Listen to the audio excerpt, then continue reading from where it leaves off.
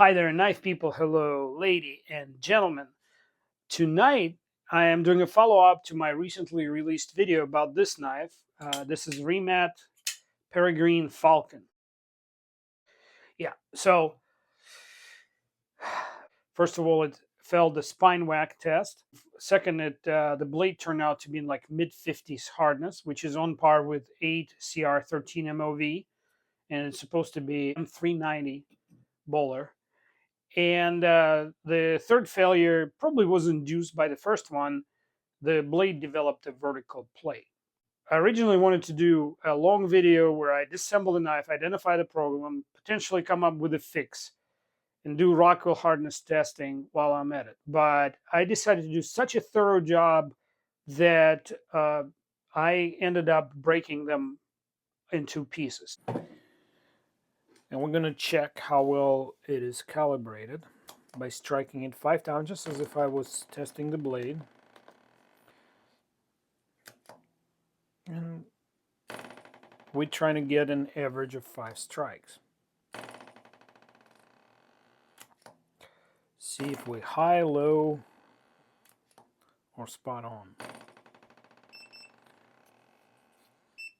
This block is certified to 58.7 HRC. So 58.6 is spot on in my book. And I like to test on this side. And I'm putting a drop of gel. Liquids are incompressible, so these big flat areas on knives, they never come out perfectly flat after heat treat, so they grind them pre-heat treat. And after they grind them and heat treat them, the surface tension causes deformations in metals. So they're never perfectly flat.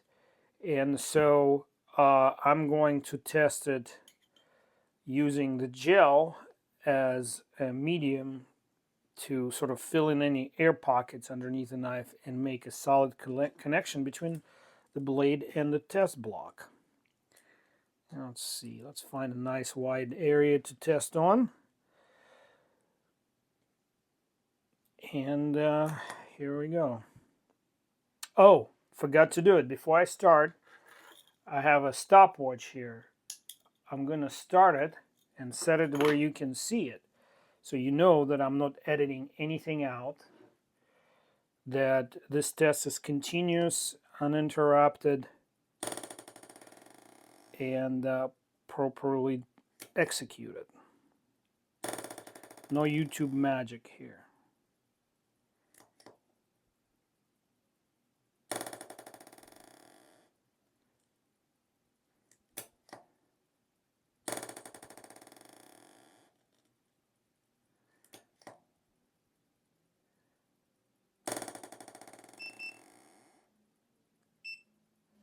$55.8.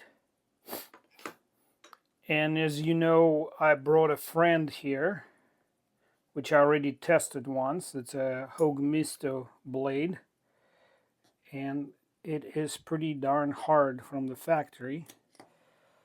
So I want to prove to you that maybe I spoke too soon, but I want to show you a clean. Look at that. So let's see what it averages. 62.7. That's MagnaCut by Hogue. Same price, roughly, between the two knives. Both titanium. This is Axis crossbar lock, better lock. This does not fail a spine test. Why would you pay $245 to an unknown Amazon company from who knows where if right here in the USA Hogue makes this beautiful knife? Anyway, sorry, rant.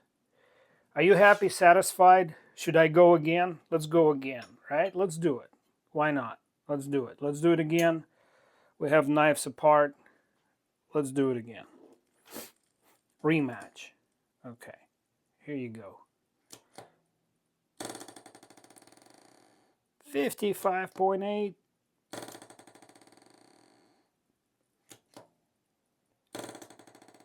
Ooh, 57. Feeling good there. 62.4. I'm not even going to throw it out. I'll let it have it.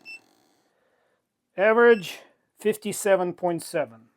If I throw that 62.4 out as an outlier, as I should I be, one of my commenters is an avid statistician, told me a sample of 1 is no good.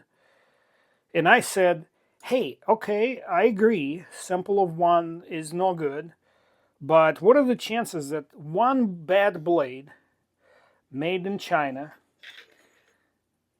they probably made thousands of these knives, or a couple thousands at least, and one of these blades was not properly heat treated, and somehow it ended up in my hands, and a knife reviewer with a hardness tester. What are the chances of that statistically?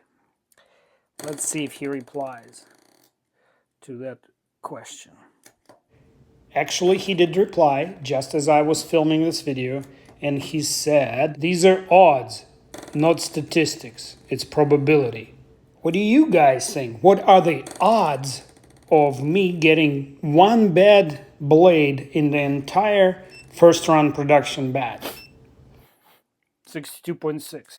Okay, okay. Last time I measured it, it was over 63. Errors are possible. I always, from now on, give a range. So I'm going to call it 62.5 to 63.5. In MagnaCut, it's the best folding MagnaCut I found so far. Sorry, I can't get over how great that knife is. We'll put it aside. All right, so let me move this out of the way. I can stop the stopwatch and start a new segment in a second. All right, I mentioned in the beginning that I already started on the video, or I was doing it all in parallel, where I disassemble the knife, identify the problem, and try to find a good solution. After all, my channel is called Cutting Board RX, as in prescription. And I'm hoping that in some way, not only will my videos help the community, but maybe the designers of this knife will watch it, and maybe we can sort of learn from each other.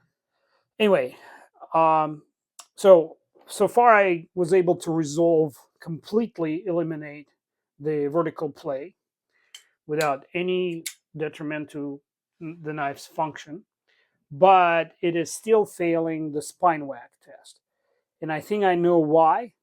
So what I'm going to do is I'm going to call it a night here, and you have to stand by and tune in and subscribe and hit notification bells so that you can catch the next video. And I'm not sure, most of the filming is already done, but I'm not sure when I will have physically time to edit and put it in a presentable format and release it on YouTube. Meanwhile, watch my first video for sure about this knife and how I discovered all these problems. And, keep asking me these good questions.